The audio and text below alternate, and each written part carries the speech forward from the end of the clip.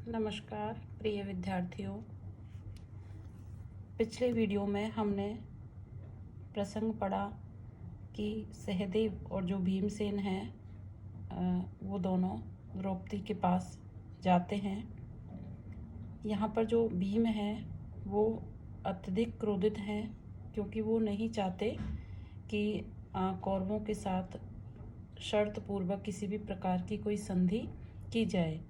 कि वो चाहते हैं कि द्रौपदी का जो सभा में अपमान हुआ था उस अपमान का बदला लिया जाए, ना कि कौरवों के साथ संधि की जाए।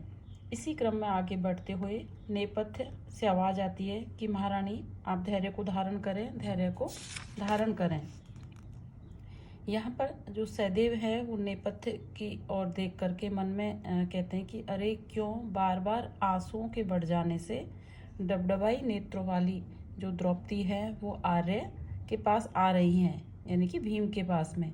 यह तो बड़े ही कष्ट की बात है क्योंकि भीम इस समय बहुत अधिक क्रोधित मुद्रा में है। श्लोक है यत वैद्युतमेव ज्योति आर्य क्रुद्धे अध संभृतम तत्प्रावडिव कृष्णे अयम नूनम संवर्धयिष्यति। अध आज क्रुद्धे आर्य भीम के क्रोधित होने पर यत वैद्युतमिव ज्योति संभृतम कि जो विद्युत के समान तेज या प्रकाश एकत्रित हुआ है उस तेज या प्रकाश को प्रावरडिव इव कृष्णे अयम वर्षा ऋतु के समान यह कृष्णा या द्रौपदी नूनम संवर्धिष्यति निश्चय ही बढ़ा देगी। कि जो कहने का ये तात्पर्य है कि जो भीम है वो क्रोधित होकर द्रौपदी से मिलने की ओर प्रस्थान करते हैं उनके कक्ष की तरफ।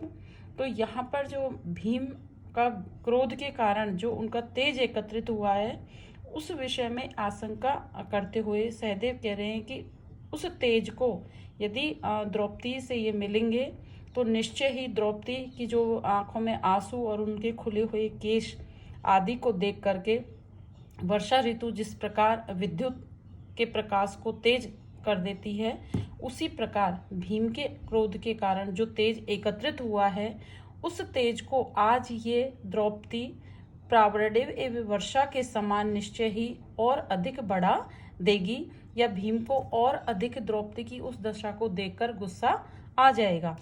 कि क्रुद्धे अध आर्य कि आज क्रोधित होने पर आर्य भीम के यद वैद्युतम ज्योति जो विद्युत की भांति प्रकाश या जो तेज एकत्रित हुआ था उस तेज को तत्प्रावडिव कृष्णयम नूनम निश्चय ही आज द्रौपदी उस तेज को वर्षा ऋतु के समान संवर्धिष्यति और अधिक बढ़ा देगी। इस प्रकार यहाँ पर एक सहदेव भाव बताते हुए कहते हैं कि यदि द्रौपदी की उस दशा को भीम देखेंगे तो निश्चय ही उनका जो क्रोध है वो और अधिक वृद्धि को प्राप्त होगा। उस तत्पश्चात पूर्व कथित दशा में कि जैसा वर्णन किया जा रहा है उस प्रकार की दशा में स्थित द्रौपदी और उनकी दासी प्रवेश करती हैं। द्रौपदी आंसू बहाती हुई और आहा भरती हुई जो चेटी है स्वामिनी आश्वस्त हो कौरवों के पास सदा वैरभाव रखने वाले कुमार भीमसेन आपका क्रोध निवारण करेंगे। द्रौपदी सखी बुद्धिमती का ऐसा ही होता यदि महाराज प्रतिकूल न होते तो स्वामी को देखने के लिए मेरा हृदय शीघ्रता कर रहा है। और दोनों वहां से चली जाती हैं। चेटी देख करके ये कुमार खड़े हैं इसलिए स्वामी ने इनके समीप जाएं। द्रौपदी सखी स्वामी को मेरे आने की सूचना दे दो। जो उनकी दासी होती है महारानी की जैसी आज्ञा घूमकर और समीप जाकर के जय हो कुमार की जय हो। भीमसेन ना सुनते हो क्रोध के कारण यत ऊर्जितम इस श्लोक को पुनः पढ़ते हैं। फिर चेटी घूमकर स्वामिनी मैं आपको प्रिय बात बताती हूँ क्रोधित हुए से जो कुमार हैं वो दिखाई दे रहे हैं। इस प्रकार द्रौपदी और उनकी जो सखी है उनका परस्पर वार्तालाप चल रहा होता है। द्रौपदी सखी ऐसी बात है तो अनादर भी मुझे आश्वासन दे रहा है इसलिए एकांत में बैठकर स्वामी का मैं कार्यक्रम सुनूंगी। अब श्लोक है आगे जो भीम हैं वो क्रोध के साथ सहदेव को लक्ष्य करके कि क्या 5 गांवों के ऊपर जो कृष्ण है वो कौरवों के पास संधि का प्रस्ताव लेकर गए हैं। इस प्रकार से सहदेव को उपालम देते हुए श्लोक है। मथनामी कौरवशतम समरे न कोपात दुशासनस्य रुद्रम न पिबाम्य उरस्तः संचूर्णयामि गदया न सुयोधन उरु संधिम करोतु भवताम नृपति पणेन। कि मथनाति कौरव शतम समरे न कोपात, क्या मैं क्रोध के वश होकर युद्ध भूमि में कौरवों के वंश का नाश नहीं कर सकता? कि क्या मैं क्रोधवश युद्ध भूमि में कौरवों को नष्ट नहीं करूंगा? दुशासन से रुद्रम न पिबा उरस्य, क्या मैं दुशासन की छाती के रक्त का पान नहीं करूंगा? संचूर्णयामि गदया ने सुयोधन उरु, क्या मैं दुर्योधन की जंघा को अपनी गधा से चूर्ण नहीं कर दूंगा? संधिम करो तू भवतान नृपति, यदि आपका राजा युधिष्ठिर उनसे संधि करना चाहे कौरवों से तो करे, पणेन शर्त पूर्वक, लेकिन मैं उस संधि को नहीं मानता हूँ। तो यहाँ पर जो भीम है उनके क्रोध का एक तरह से वर्णन किया गया है कि मैं क्रोध के वशीभूत होकर जब मैं द्रौपदी की उस दशा को देखता हूँ तो क्या मैं युद्ध भूमि में कौरव को के जो लोग हैं दुर्योधन आदि, क्या मैं उनको नष्ट नहीं कर सकता? क्या मैं दुशासन की छाती के रक्त का पान करने में समर्थ नहीं हूँ?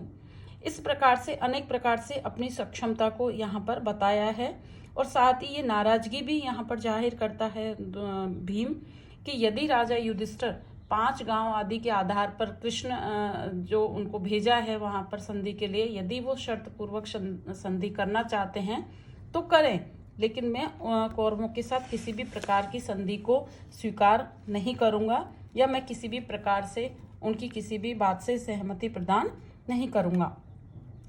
भीम की इस बात को सुन करके जो द्रौपदी हैं वो हर्ष के साथ सबके सामने आकर के नाथ कहती है कि नाथ, आपके जो वचन हैं वो अपूर्व हैं, ऐसा पहले कभी नहीं सुना था, इसलिए फिर से कहिए। भीमसेन फिर से उसी श्लोक को पढ़ते हैं। सहदेव, क्या महाराज के संदेश का जो रहस्य न समझकर आपने इस प्रकार सुनकर मान लिया है? इस प्रकार सहदेव बताते हैं। भीमसेन, फिर इसमें क्या तात्पर्य है? सहदेव, आर्य, महाराज ने इस प्रकार संदेश दिया है। किसे संदेश दिया है? सहदेव, दुर्योधन को। भीमसेन, तो इसमें क्या रहस्य है? श्लोक है। इंद्रप्रस्थे वृकप्रस्थे जयंतम वारणावतम प्रयच्छ चतुरो ग्रामान कंचिद एकम न पंचमम। यहाँ पर सहदेव बता रहे हैं कि महाराज ने जो कृष्ण को दुर्योधन आदि के लिए जो संदेश देकर भेजा है उसमें क्या कहा है कि इंद्रप्रस्थ, वृकप्रस्थ, जयंत और वारणवर्त, इन प्रयच्छ चतुरोग्रामा, कि इन 4 गांवों को प्रदान कर दो, कश्चित एकम च पंचमम, और कोई एक 5वां गांव प्रदान करो। तो यहाँ पर इंद्रप्रस्थ से तात्पर्य है कि जब हस्तिनापुर से युधिष्ठिर आदि को निकाल दिया गया था तो उन्होंने इंद्रप्रस्थ में अपना निवास स्थान बनाया था, तो इंद्रप्रस्थ की मांग की गई है। वृकप्रस्थ वो गांव या जगह है जहाँ पर भीम को विष से युक्त भोजन दिया था और फिर उसको नदी में फेंक दिया गया था। जयंत वह जगह है जहाँ पांडवों ने जुआ खेलकर अपना सब कुछ हार गए थे, और वारणावत वो जगह है जहाँ लाख के एक लाक्षागृह को बना करके उसमें आग लगवा दी थी और पांडवों को नष्ट करने का प्रयास किया। तो इन 4 गांवों की यहाँ पर मांग की गई है। साथ ही ये भी कहा गया है कि कोई एक 5वां गांव वो प्रदान करे। तो यहाँ पर जो 5वां गांव है उससे तात्पर्य यह है कि यहाँ पर एक तरह से 5वें के नाम से एक तरह से युद्ध की सूचना दी गई है, क्योंकि उनको पता है कि दुर्योधन ये सब देने वाला नहीं है। तो इस आधार पर एक युद्ध भूमि के लिए वो तैयार रहें, इस और भी संकेत किया गया है। भीमसेन कहते हैं कि उससे क्या? सहदेव बताते हैं कि इस प्रकार 4 गांवों का नाम लेकर तथा 5वें ग्राम का नाम न लेकर प्रार्थना करने से मुझे ऐसा विदित होता है महाराज कि उन्होंने हमें जो विष प्रदान किया था, लाक्षा निर्मित भवन का निर्माण, मानो इन सभी गांवों के बहाने से दुर्योधन आदि को इन सभी जो हमारा अपमान हुआ था उनकी एक तरह से स्मृति कराई है। इस और यहाँ पर इसके माध्यम से संकेत किया गया है। फिर फिर भीम सुन करके आवेश में आकर के ऐसा करने पर क्या होगा। सहदेव कहते हैं कि आर्य, ऐसा करने से एक तो संसार के समक्ष ये स्पष्ट हो जाएगा कि महाराज का जो हृदय अपने क्रोध गोत्रवध से दुखी होता है, दूसरे उसके उपकारों का स्मरण कराकर दुर्योधन संधि के योग्य नहीं है, यह भी प्रदर्शित किया गया है। भीम कहते हैं कि मूर्ख, ये सब व्यर्थ की बातें। कौरवों के साथ संधि तो तभी स्थगित हो गई थी जब हम लोग वहां से निर्वासित होकर वन जाते हुए कुरुवंश के नाश की प्रतिज्ञा कर चुके थे। और फिर क्या धृतराष्ट्र के कुल का नाश तुम लोगों के लिए संसार में लज्जा की बात है? और भी हे मूर्ख। श्लोक है,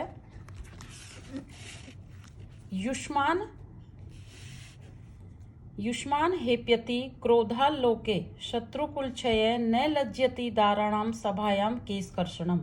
यहाँ पर भीम क्या कह रहे हैं सहदेव से, शत्रुकुलक्षय क्रोधात, कि क्रोध के कारण शत्रु के कुल का नाश युष्मान आप सभी को लोके इस संसार में हेप्यति लज्जित करता है, कि क्रोध के वशीभूत आज यदि हम शत्रु कुरुवंश के कुल का नाश करते हैं तो आप लोगों के लिए ये संसार में लज्जा की बात होगी।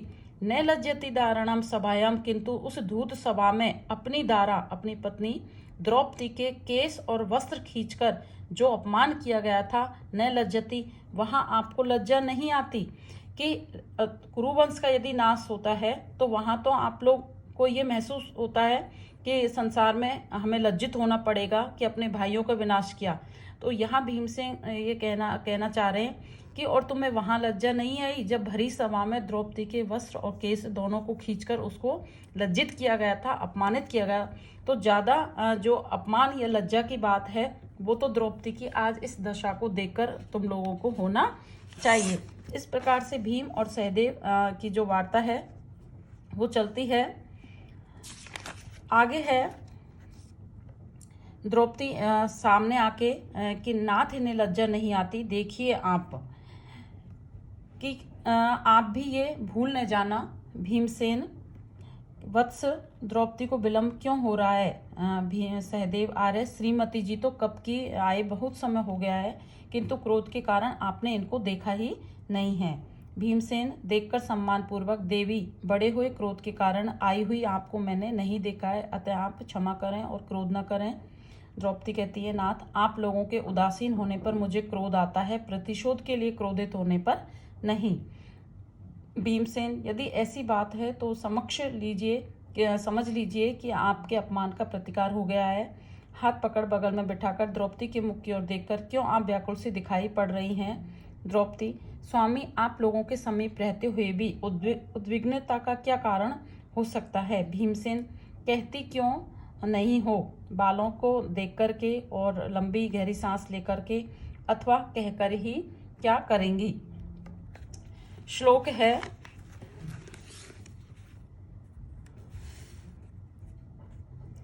जीवत्सु पांडुपुत्रेषु दूरम अप्रोषितेषु च पांचाल राजतनिया बहते यद इमाम दशाम।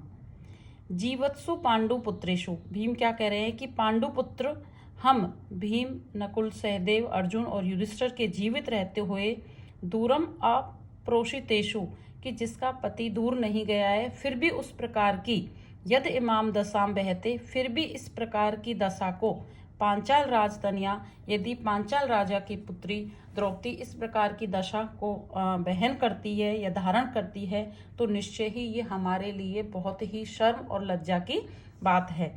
कि जो भीमसेन है वो द्रौपदी के खुले बाल और उनको देखकर, उसकी दशा को देखकर कहते हैं कि अब तुम क्या बताओगी, कि ये तो हम ही देख रहे हैं कि जीवित्सु पांडुपुत्रेषु, कि पांचों पांडु पुत्रों के जीवित रहते हुए भी ऐसी यद इमाम दशाम पांचाल राजतन्या बहते, तुम पांचाल राजा की पुत्री द्रौपदी इस प्रकार की दशा को बहर कर रही है, मानो उनके जो पति हैं वो यहाँ नहीं बल्कि विदेश में गए हैं।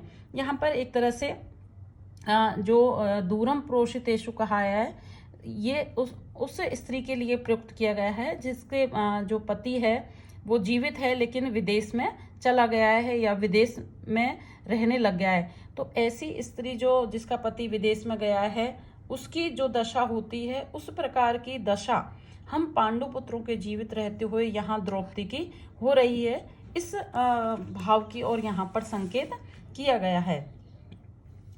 नेक्स्ट है भीमसेन कहते हैं द्रौपदी को, द्रौपदी कहती है कि अपनी दासी से कि बुद्धिमती के संपूर्ण जो घटना है वो स्वामी से कह दो, मेरे अपमानित होने पर इनके अतिरिक्त और कौन दुखी होगा। जो महारानी है कहती है कि जैसी आपकी आज्ञा, भीम के समक्ष पहुंच करके हाथ जोड़ करके कि कुमार सुने, इससे भी बढ़कर आज महारानी के उद्विग्न होने का और क्या कारण हो सकता है। भीमसेन क्यों बुद्धिमती के इससे बढ़कर कोई कष्टकर बात हुई है तो बताओ और मुझे कहो। कहते हैं, श्लोक है, कौरव्य वंश दावे अस्मिन के एष शलभायते मुक्त वेणीम स्पृन एनाम कृष्णाम धूम शिखामिव काली धुएं की रेखा के समान मुक्त वेणी जिसके केशपास खुले हुए हैं, ऐसी एनाम कृष्णाम स्पृन, ऐसी इस द्रौपदी को स्पर्श करता हुआ कै एष यह कौन है, अस्मिन जो इस समय कौरव्य वंश दावे शलभायते कुरु वंश की दावाग्नि में पतंगे की भांति पतंगा बनना चाह रहा है या नष्ट होना चाह रहा है। यहाँ पर जो सखी है वो बता रही है कि द्रौपदी है वो बहुत अधिक क्रोधित हैं और इस समय उनके क्रोध की अग्नि में कोई भी यदि सामने आएगा तो वो एक पतंगे की भांति जलकर नष्ट हो जाएगा। किस तरह से कि धूम शिखामिव मुक्त वेणी, काले धुएं की रेखा के समान खुले हुए बालों वाली एनाम कृष्णाम स्मने, इस द्रौपदी को स्पर्श करता हुआ कै एष यह कौन है जो कुरु वंश के नष्ट होने वाली दावाग्नि में सलभायते पतंगा बन रहा है या पतंगे की भांति नष्ट होने के लिए आतुर हो रहा है। इस प्रकार से यहाँ पर जो भीम है और उनके सहदेव हैं और साथ में ही द्रौपदी और उनकी दासी है, इनके बीच में परस्पर वार्तालाप हो रहा है। आगे के वीडियो में हम इस प्रसंग के आगे की जानकारी प्राप्त करेंगे। धन्यवाद।